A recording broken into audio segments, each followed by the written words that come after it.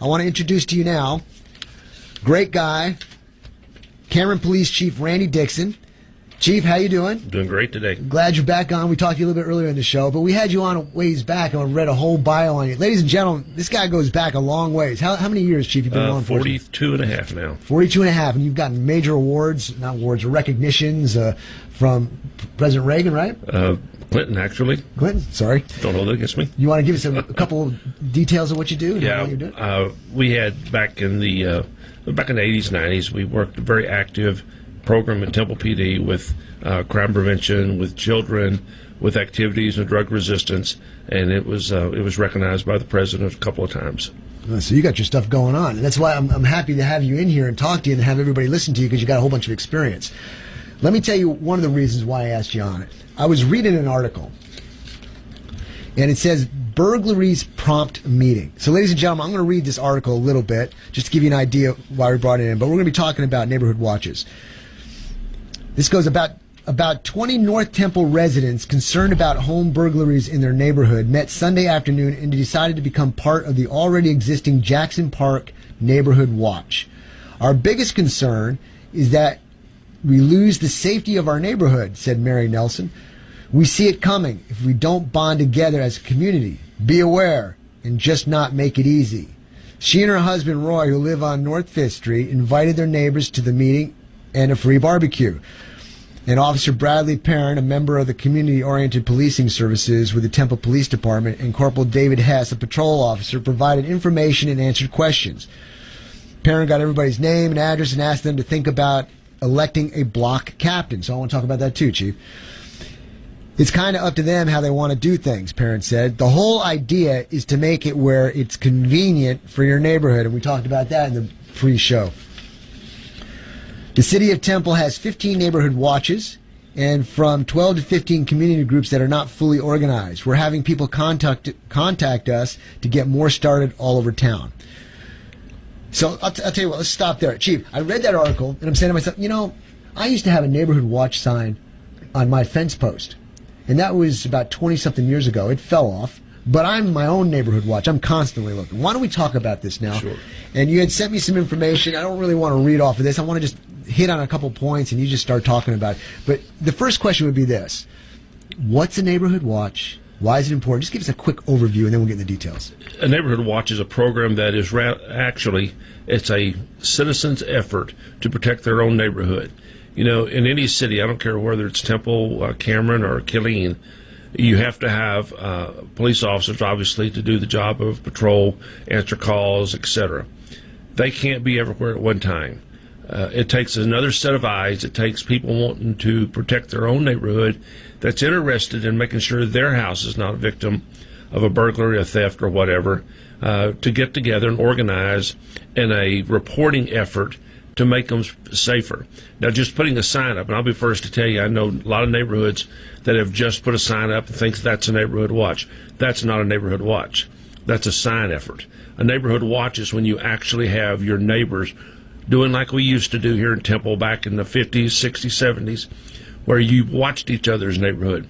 I grew up here in Temple back in the 50s, 60s, 70s on North 27th Street here in town, and everybody knew each other. When someone was out of town, we went out of town. We didn't lock our doors, didn't have to. But you can't do that anymore. Not anymore. Is it because the society's so transient now? Society has changed. It's transient. It's a me, I think, society more than anything else anymore, which back then it was a let's take care of our neighbors society. So a neighborhood watch group organizes neighbors' blocks, several blocks, where they meet. They elect a captain who is kind of the ramrodder of it. And I don't mean they're not the boss. All they do is a coordinator. Would he or she be the one that initially came up with the concept? Yes. Okay. They contact the police department for a date and time when all the citizens can meet in somebody's home or out in a block or out in a yard, and the officer can come talk to them about what their responsibilities are, and more importantly, what the responsibilities are not in a neighborhood watch as well. Why don't we talk about that right off at the get-go here? What are the responsibilities and what are not? Because I was going to ask, you've got protection of life and property, protection of a third person, so on and so forth. Right. So how does that fit into the mix here? One of the things that you have to look at is what does it take to make crime? There is a something that's known as the crime triangle. That's ability, opportunity, and desire. You can't control somebody's ability to do something, a criminal effort. You can't control their desire, but you can control a person's opportunity to commit a crime against you. And that's the purpose of Neighborhood Watch. We start off by securing our own house, our own property. We make sure that we've got lights up at nighttime. We put the right door locks on. We secure our windows. We mark our valuables. We photograph our valuables. We trim our shrubbery. We do that first. That is one of the main essence of a Neighborhood Watch. An officer will tell people how to secure their homes. And then what the other part of that is, you look out, you see people that are in your neighborhood that doesn't belong. You write down license plate numbers. You write down a description of the person. And then you call your neighbor and check on your neighbor once in a while. You check to see if they're going to be out of town.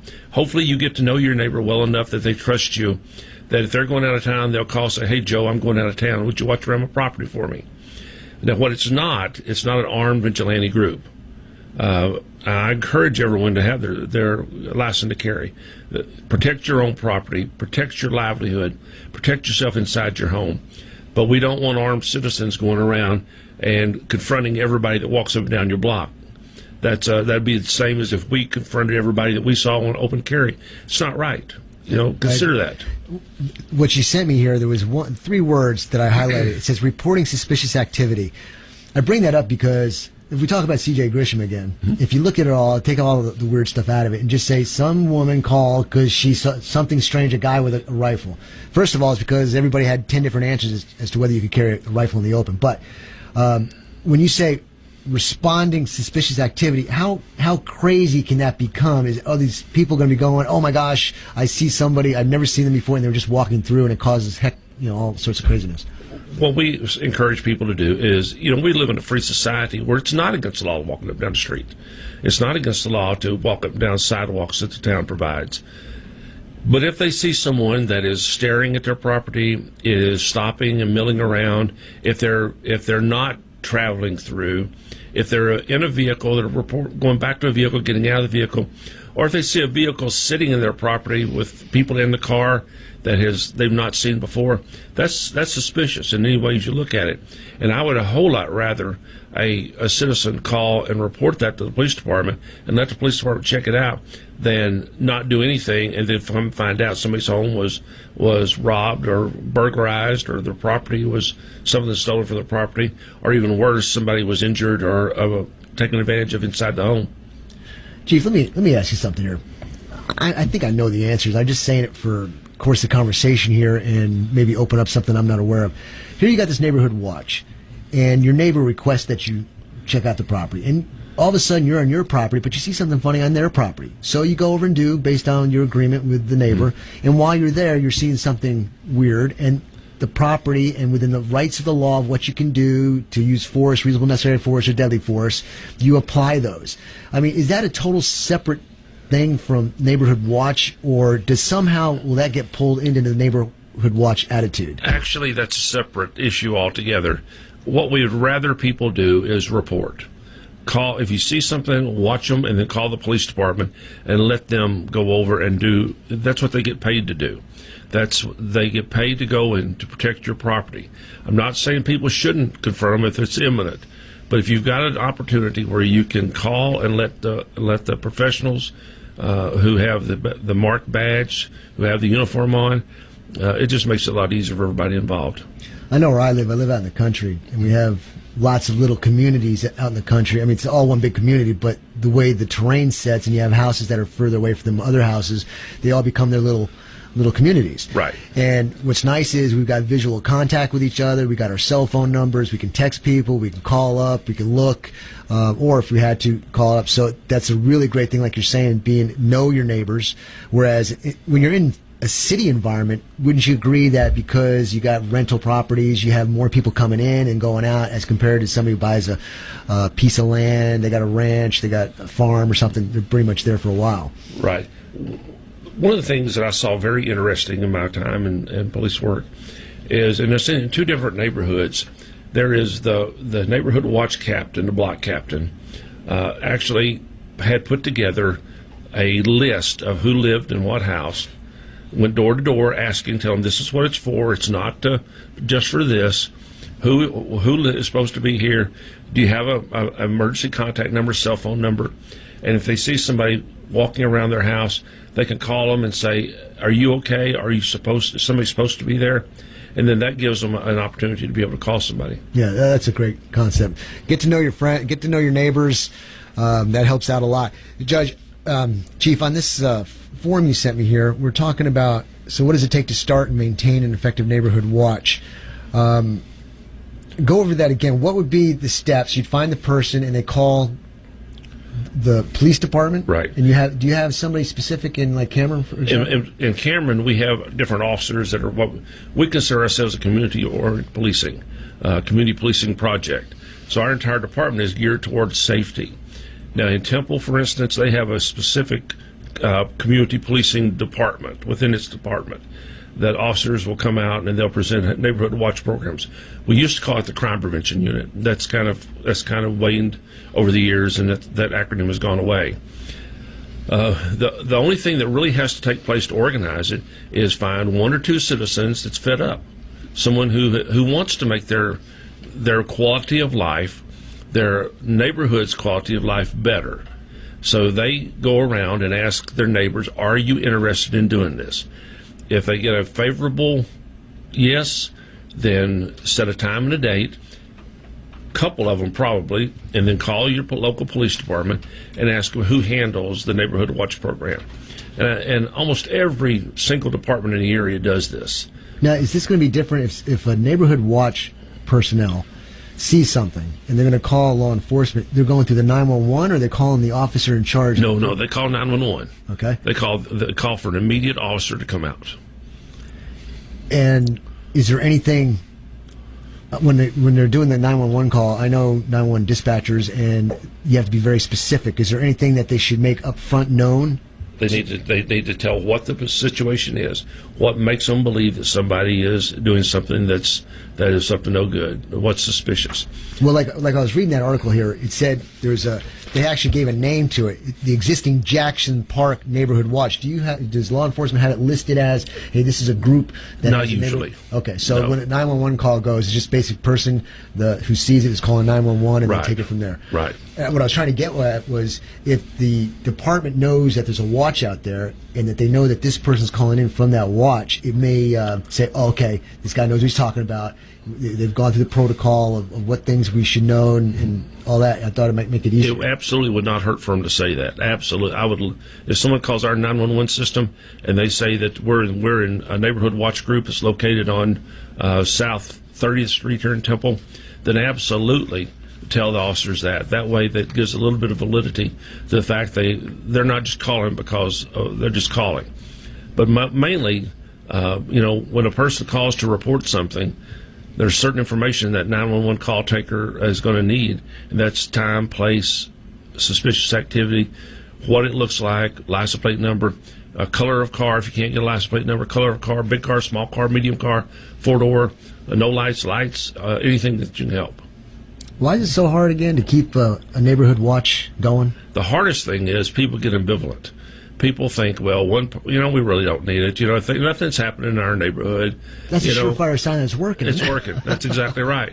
My neighborhood is safe. We've not had anything happen here in 6 years extra. It's kind of like, what do we have insurance for?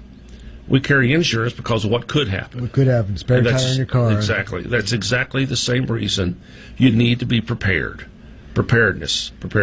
I can't talk about that enough, everybody. Preparedness. People keep saying, "Oh, you're just paranoid." No, paranoid is when you don't know.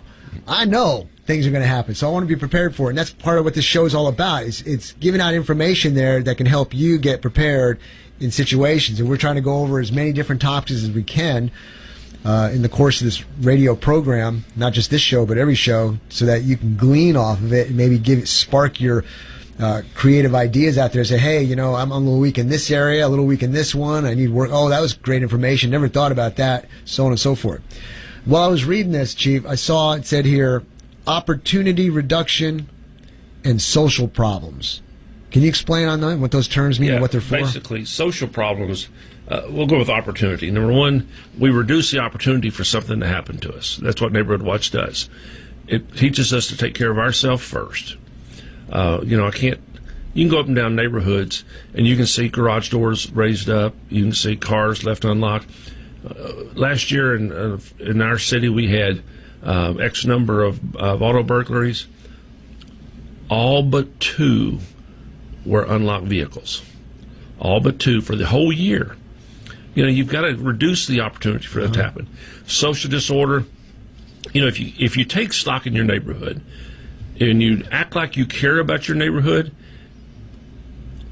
you're going to take care of your neighborhood better. It's kind of like the broken windows theory.